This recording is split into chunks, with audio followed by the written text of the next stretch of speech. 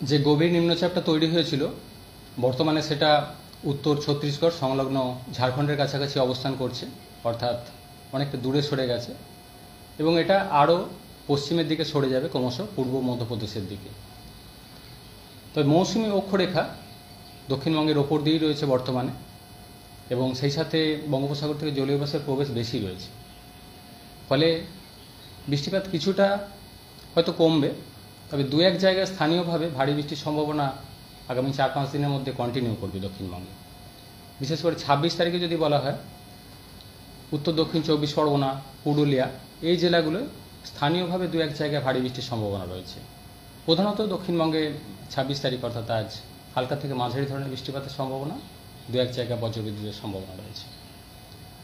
27 তারিখে কিছুটা কমবে আরও, তবে হালকা থেকে মাঝারি ধরনের বৃষ্টি 27 তারিখেও কন্টিনিউ করবে। 28, 29 তারিখ আবার সামান্য একটু বাড়ার সম্ভাবনা রয়েছে বৃষ্টিপাত। দু এক জায়গায় ভারী বৃষ্টির সম্ভাবনা রয়েছে 28 তারিখ নাগাদ, বিশেষ করে পূর্ব পশ্চিম বর্ধমান, বীরভূম, মুর্শিদাবাদ, নদিয়া এই জেলাগুলো দু এক জায়গায়।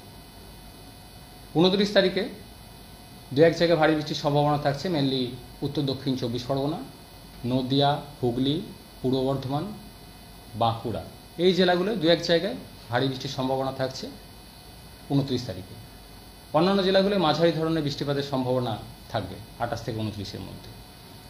30 তারিখে কিছুটা কমবে আবার, তবে বীরভূম, মুর্শিদাবাদ এই জেলাগুলো দু এক জায়গায় স্থানীয়ভাবে ভারী বৃষ্টির সম্ভাবনা 30 তারিখেও কন্টিনিউ করছে। অন্যান্য জেলাগুলো হালকা থেকে মাঝারি বৃষ্টির সম্ভাবনা থাকবে 30 তারিখে। বৃষ্টিপাত তারপরে দক্ষিণবঙ্গে কিছুটা কমে যাবে। 31 তারিখ থেকে বৃষ্টিপাত দক্ষিণবঙ্গে কম থাকার সম্ভাবনা। কলকাতা পার্শ্ববর্তী অঞ্চলের জন্য আগামী 24 ঘন্টায় কয়েক পশলা বৃষ্টিপাতের সম্ভাবনা রয়েছে, মেনলি হালকা থেকে মাঝারি ধরনের বৃষ্টিপাতই থাকবে কলকাতা পার্শ্ববর্তী অঞ্চলে।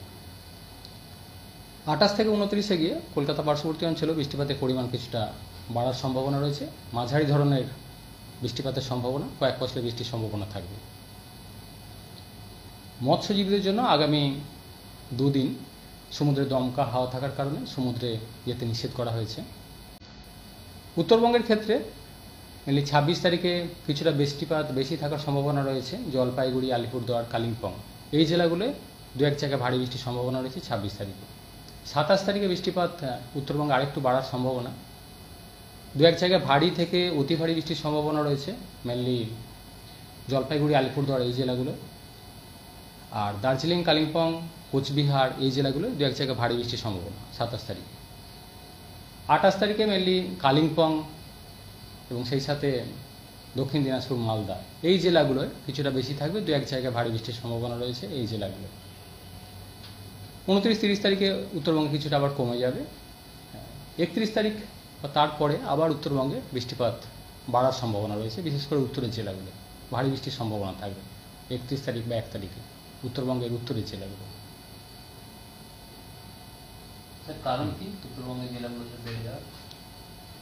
এখন যেটা বলা হলো যে সিস্টেমটা দূরে সরে গেছে, কিন্তু উত্তরবঙ্গে যে ভারী বৃষ্টি সেটা বঙ্গোপসাগর থেকে জলীয় বাষ্পের প্রবেশ বেশি থাকার কারণে এবং উত্তরবঙ্গে পাহাড়ি এলাকার অনেকটা প্রভাব থাকে, সেই কারণে মেনলি উত্তরবঙ্গের উত্তরের জেলাগুলিতে বৃষ্টিপাত বাড়ার কথা বলা হয়েছে প্রাথমিকভাবে। সৌরীশবাবু, আমরা তো জানি যে এই যে গভীর নিম্নচাপ এটা আস্তে আস্তে ছত্তিশগড়ের দিকে সরে গিয়ে বিলীন হয়ে যাবে।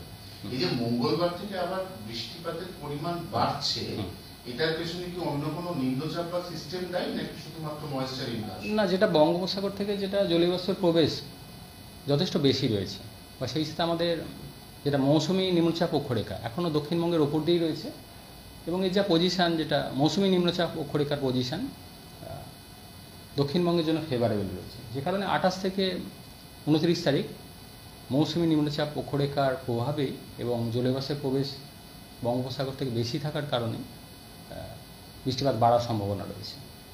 কিছুটা সম্ভাবনা থাকছে একটা ঘূর্ণাবর্ত হয়তো তৈরিও হতে পারে, মেনলি আইদার নিম্নচাপ অক্ষরেখা অথবা ঘূর্ণাবর্ত, এই কারণে 28 থেকে 19-এ কিছুটা বৃষ্টিপাত বাড়ার সম্ভাবনা দক্ষিণবঙ্গে। তাপমাত্রার ক্ষেত্রে কোনো পরিবর্তন স্যার? তাপমাত্রার খুব বেশি পরিবর্তন নেই। আগামী দুদিন, আগামী 4-5 দিনে মেঘলা আকাশই থাকবে, খুব বেশি তারতম্য হবে না তাপমাত্রায়। কলকাতা পার্শ্ববর্তী অঞ্চলে আগামী 24 ঘন্টায় 30-31 ডিগ্রি কাছাকাছি থাকার সম্ভাবনা রয়েছে। আগামীকাল হয়তো সামান্য একটু হয়তো বাড়বে, তারপর আবার 28-29 তারিখে আবার একটু কমবে। তো খুব বেশি তাপমাত্রার পরিবর্তন হবে না আগামীকাল। কলকাতায় আগামী কয়েকদিন কেমন থাকবে?